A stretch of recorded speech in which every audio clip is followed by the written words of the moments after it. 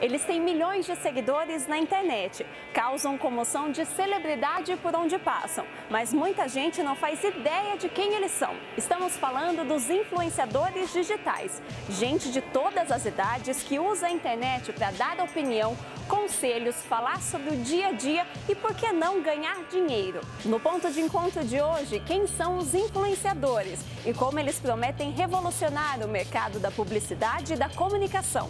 Você obtém fama com isso, você é conhecido, você tem sucesso e ainda é remunerado por isso. Então, isso forma um pacote que leva muitas pessoas hoje a ter essa meta, como uma projeção profissional, ser um influenciador digital. A rotina de quem vive nesse meio.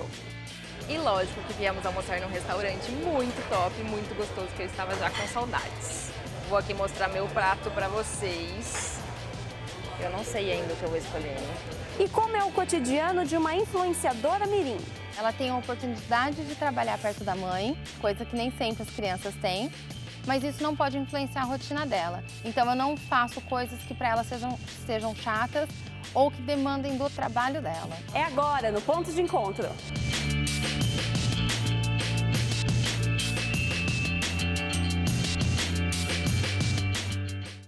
Uma câmera e internet, duas ferramentas básicas de trabalho para qualquer influenciador digital. No país, eles já são mais de 300 mil e buscam seu lugar ao sol no infinito mundo de possibilidades oferecidas pelo ambiente virtual. Mas afinal, o que é exatamente um influenciador? O influenciador digital hoje é um termo que se popularizou, que nada mais é do que um antigo blogueiro, né? Que a expressão blogueiro acabou deixando um pouco de espaço agora para o termo influenciador digital, até porque abre um espaço maior, uma nomenclatura mais adequada diante da dimensão que nós temos hoje nas redes sociais, né? Então, num período que o blogger ou blog era a principal mídia de formação de opinião na internet, isso agora tem espaço em outras redes, em outros espaços bem maiores. A figura dessa pessoa que consegue influenciar outros em termos de hábitos de compra, de consumo, de jeito de se vestir, de jeito de se maquiar, esse nome hoje é o que está mais presente, né? É alguém que influencia outras pessoas utilizando dos meios digitais. A palavra influenciador está mais ligada à ideia de mudança de comportamento.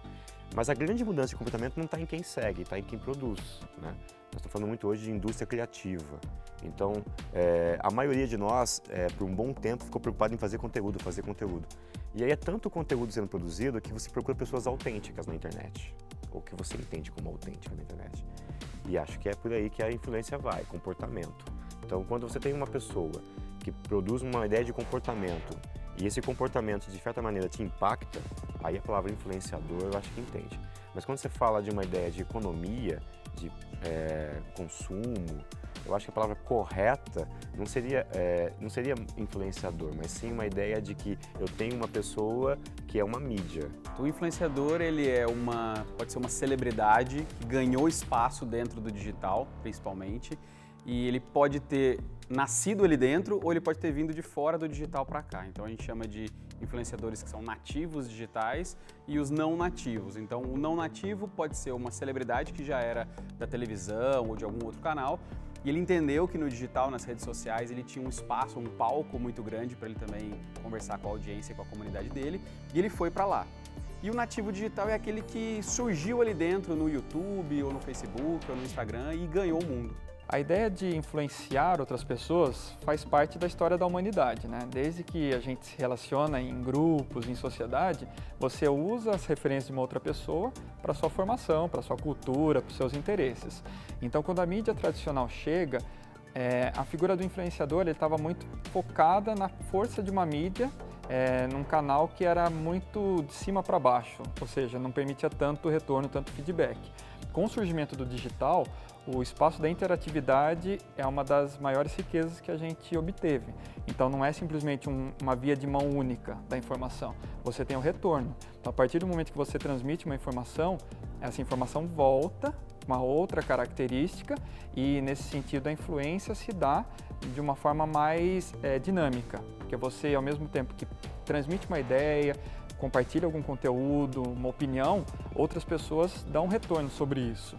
E nesse sentido a influência se dá quase como numa roda de amigos, umas pessoas falando com outras. Mas isso no âmbito digital, que rompe barreiras de tempo, de espaço e de maneira muito mais eficaz você tem uma formação de opinião compartilhada. A internet permitiu que diversas pessoas produzissem conteúdos que fossem muito particulares. E é claro que quando você começa a produzir conteúdos que são particulares, você começa a ter uma forma de entender o mundo diferente também. Então a primeira ideia é a internet. A segunda, e eu acho isso muito importante, foi a entrada de pessoas que tinham um conhecimento da comunicação e colocaram isso dentro de uma autonomia da internet. Então isso ajudou as pessoas a aproximarem do conteúdo. E a terceira e a mais importante é que as marcas começaram a entender essas pessoas como espaço de divulgação, uma vez que a mensagem direta passou a substituir a mensagem indireta. Quando você pega algum influenciador e que você não conhece, você fala, como é que esse cara, essa pessoa, essa menina, ela tem uma audiência tão grande? De onde ela construiu isso se ela não era famosa na televisão, ou no rádio, ou em algum outro veículo, né? Essa é uma dúvida muito comum. Normalmente as pessoas que entendem esse fenômeno, entendem que existe uma riqueza muito grande dentro do digital, elas começam a construir essa comunidade. Como que elas fazem? Elas começam a produzir conteúdos do jeito que elas acham que tem que produzir. Ou ela vai para o YouTube e começa a produzir vídeos, ou ela vai para uma rede que é mais focada em foto ou texto e começa a criar, a conversar com essa audiência do jeito dela. A gente começa a perceber que a autenticidade com que eles criam esses conteúdos é o jeito que mais vai fazer com que ele cresça dentro dessa comunidade. As pessoas vão se conectando, é um jeito muito magnético, né? Então a pessoa cria um conteúdo, eu me identifico com aquele jeito de construir o conteúdo e eu começo a acompanhar aquela audiência. A gente tem, claro, fenômenos de consumo de informação, muito migrando de outros veículos para o digital, audiências mais novas que preferem, de repente, consumir conteúdos dentro de redes sociais, e aí você começa a conectar esses pontos e vai vendo que vai crescendo e vai surgindo uma classe nova de celebridades dentro do universo digital. E se a internet é o verdadeiro endereço de trabalho do influenciador, como é a vida dele do lado de cada tela, no mundo offline? A nossa equipe mostra agora para você, veja só.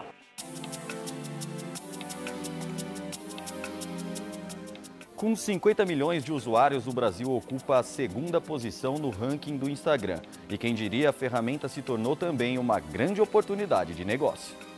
A personal trainer Fernanda, mais conhecida como Fer Jabur, por 134 mil seguidores, sabe bem como funciona essa realidade. Estamos na cidade de Valinhos, no interior de São Paulo, para conhecer um pouquinho da rotina da Fernanda como influenciadora digital. Fer, prazer te conhecer.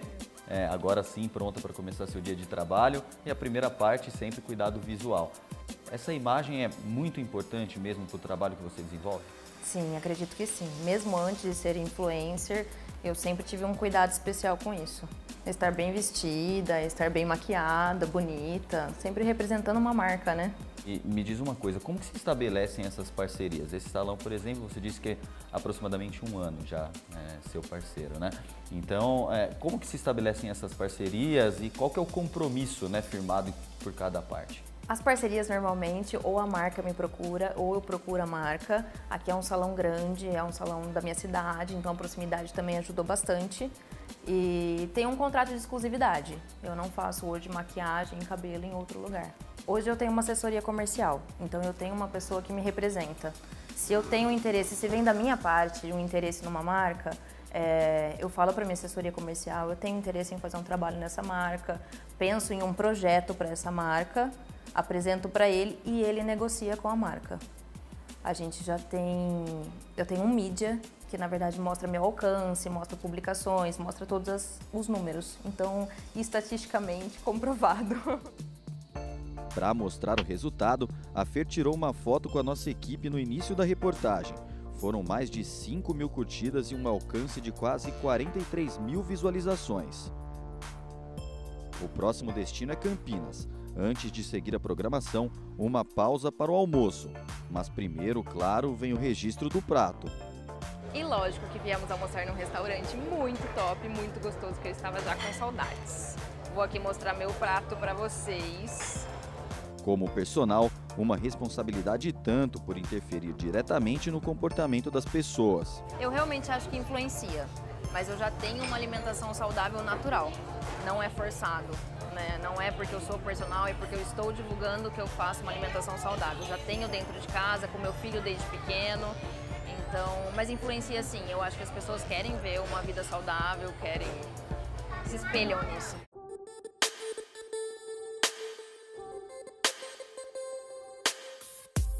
O que também faz sucesso entre os seguidores, grande parte mulheres, são as postagens sobre moda. Saber as tendências, sem precisar sair de casa, garante para a feira a chance de fechar novos contratos. E por isso a produção tem que ser profissional. É assim que funciona. Eu gosto, na verdade. Difícil mulher que não gosta de se trocar, assim. Cansativo quando a gente tem que fazer algum ensaio, que daí é mais prolongado. Às vezes você leva a tarde inteira para fazer um ensaio fotográfico com uma marca. Mas de vir na loja e mostrar novidades, assim, eu gosto bastante. Estamos trabalhando com 90% de Instagram, né? Hoje em dia o Instagram é a ferramenta mais eficaz nesse momento atual, assim, de varejo, de tudo muito rápido. A cliente sabe o que é bom, a cliente vem buscar atualidade, a cliente vem buscar o bom e o novo sempre. E elas conseguem, de fato, influenciar outras pessoas a virem, né? Conseguem, com certeza. Mensurar, especificando quanto cada influencer traz, eu não consigo. Consigo trazer sim um faturamento de 30% a mais, no caso de vendas de Instagram, de influências da loja, aí eu consigo. Resultado confirmado por esta loja de suplementos, que oferece desconto especial aos clientes que citarem o nome da blogueira no momento da compra. Olha, o critério que nós usamos, né, é o número de seguidor que a pessoa tem, principalmente, né? Como a Fernanda, ela tem uma infinidade de seguidor, né? E o seguinte, como eu tinha dito para você, é ultra mega relâmpago. Por quê? É muito rápido o retorno que nós temos, entendeu? Hoje a minha prioridade é ser influencer, tá como fonte de renda principal. Então eu comecei com parcerias, mais em permuta, e a gente vai agregando valores de acordo com o que você apresenta ao cliente, de acordo com os números e tudo mais.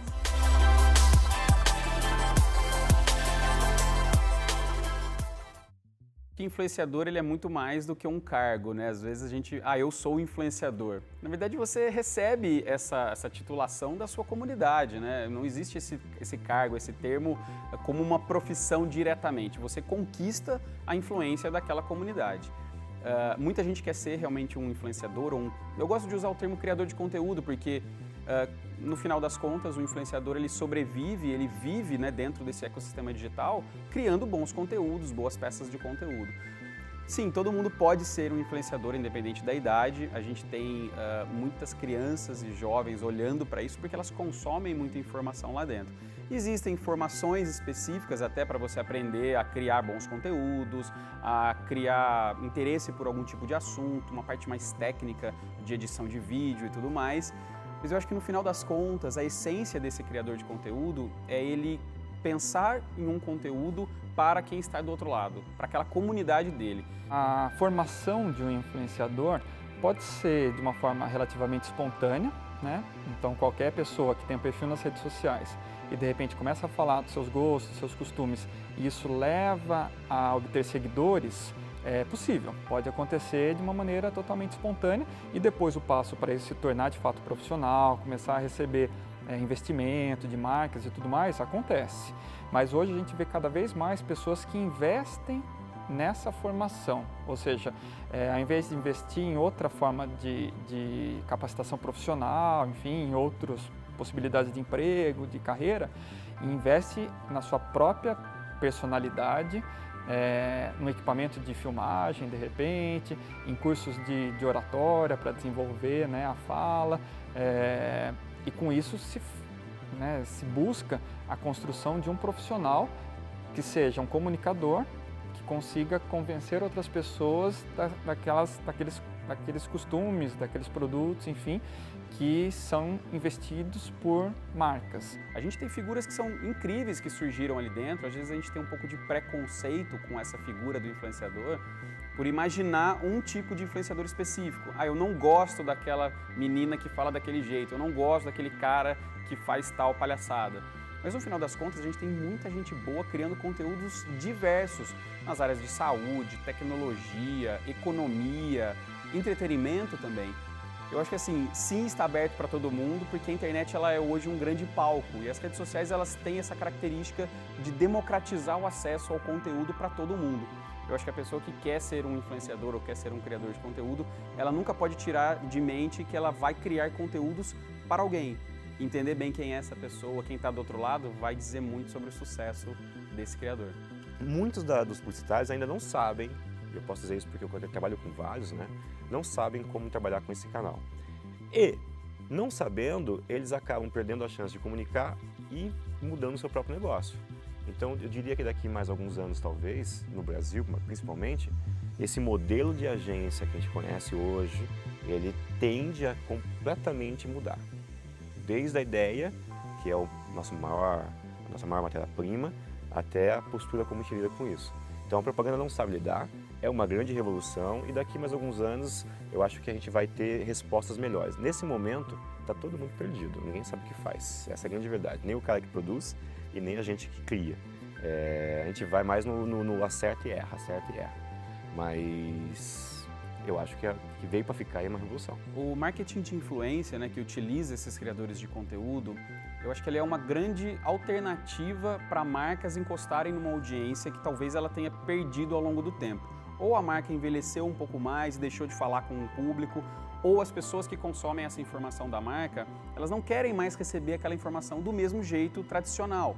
Então o marketing de influência ele é uma forma de conectar marcas que querem falar com a audiência e aquelas pessoas que elas não deixaram de querer consumir informação das marcas, mas elas só não querem mais ser interrompidas, como é o modelo tradicional da publicidade. Então você está lá lendo uma revista, consumindo aquela informação, de repente, pum, para a sua experiência com um anúncio.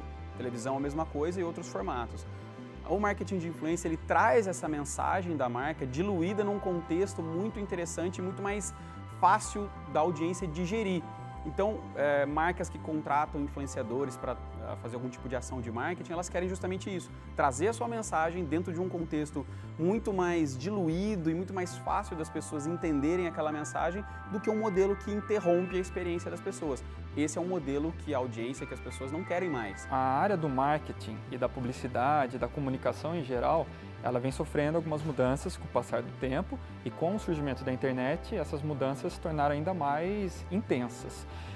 Quando você tem uma figura de uma pessoa que consegue formar a opinião de outras, simplesmente falando o que pensa, mostrando o que veste, enfim, compartilha seus hábitos, isso é uma oportunidade para uma marca que acaba sendo muito mais convincente do que colocar, por exemplo, um artista ou algum desconhecido, ou mesmo utilizar outros recursos da comunicação que para o público pode parecer forçado. Quando você tem alguém que está compartilhando suas experiências com uma marca, isso passa uma sensação de muito mais credibilidade, quase como se você estivesse conversando com seu vizinho, perguntando para ele o que ele achou do produto que ele comprou.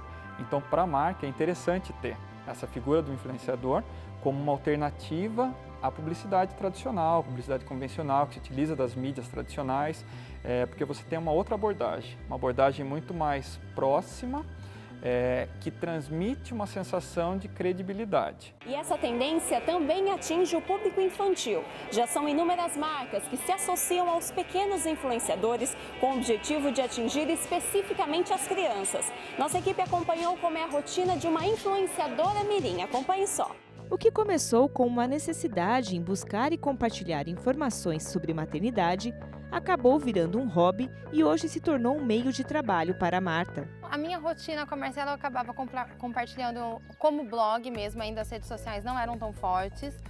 Então, com um blog eu ia contando um pouco do que eu estava vivendo, essa experiência. E eu vi que eu tinha muito retorno, as pessoas comentavam, as pessoas tinham dúvidas, me faziam ir buscar cada vez mais, mesmo se eu não estivesse vivendo a situação.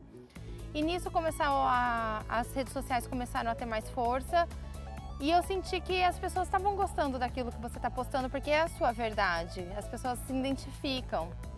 E eu vi que eu podia rentabilizar isso de uma forma legal, que eu pudesse trabalhar com a Marcela perto, proporcionar coisas bacanas para ela e contar uma verdade e indicar coisas que eu realmente estava gostando. Então eu acabei juntando um pouquinho das coisas boas que eu estava vivendo e focando nisso, porque eu sou relações públicas, tenho uma formação, e resolvi trabalhar na minha área de uma maneira que eu pudesse estar perto da minha filha. Aos poucos, mãe e filha foram ganhando destaque nas redes sociais e se tornaram influenciadoras digitais. Atualmente, as duas somam mais de 100 mil seguidores no Instagram, mantêm ativo um blog e trabalham para uma média de 20 clientes. Você percebe que usar realmente a internet, né, os meios que você utiliza, vem realmente influenciando, ajuda essas empresas? Você recebe esse feedback? Recebo sim. Eu acho que o que aumentou foi a quantidade de empresas que buscam os influenciadores. E eu acho que vale a credibilidade que a gente tem. Eu, por exemplo, tenho há 6 anos já o blog, então as pessoas já conhecem, sabem que eu nunca anunciaria ou faria uma parceria ou indicaria um lugar que eu não fosse levar minha filha se eu não estivesse ali a trabalho. Um destes clientes é este resort em Atibaia, São Paulo. Por lá, elas devem fazer exatamente o que qualquer outro hóspede faria, com a diferença que todas as fotos, vídeos e experiências vividas no local sejam publicadas na internet como meio de divulgação da marca. Além da responsabilidade em passar a verdade para seus seguidores, Marta também tem a preocupação em fazer uma ponte entre trabalho e diversão para a filha. A partir do momento que eu posto uma foto dela, não é nada que ela não estaria fazendo. Eu não paro o meu dia para ficar fazendo fotos dela. Então, se a gente está no resort, ela vai fazer parte da brincadeira, vai estar com os monitores, ela vai fazer o que ela está afim e em cada hora eu vou estar lá e vou fotografar. No máximo que eu vou fazer é como toda mãe faz, filha, olha para mim, dá um sorriso. E assim vai ser a foto. Então, a rotina dela não muda, ela não falta na escola, ela não deixa de fazer coisas de criança, nunca. Eu gosto muito de trabalhar com a mãe, porque eu também faço isso. E esse trabalho dela pode, para mim, ficar junto com ela, bem juntinho. Se engana quem pensa que a vida de um influenciador digital é só sombra e água fresca. Nós viemos acompanhar um pouco mais o trabalho que a Marta e a Marcela vêm realizando nas redes sociais. Vamos lá? Nesta loja em Campinas, cabe a Marcela a divulgação das roupas de novas coleções. Em cada look selecionado pela mãe, com alguns palpites da pequena, um registro.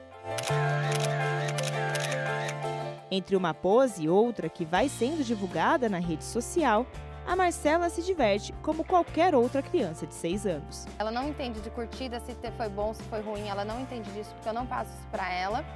Mas eu acabo compartilhando só a rotina dela, por exemplo, não a materna, mas só o que ela faz ali no Instagram dela, porque eu vi também que é uma forma que tem da mãe mesmo, divulgar as fotos da filha sem estar incomodando o público e seguir ela, as pessoas que gostam do que ela faz ali.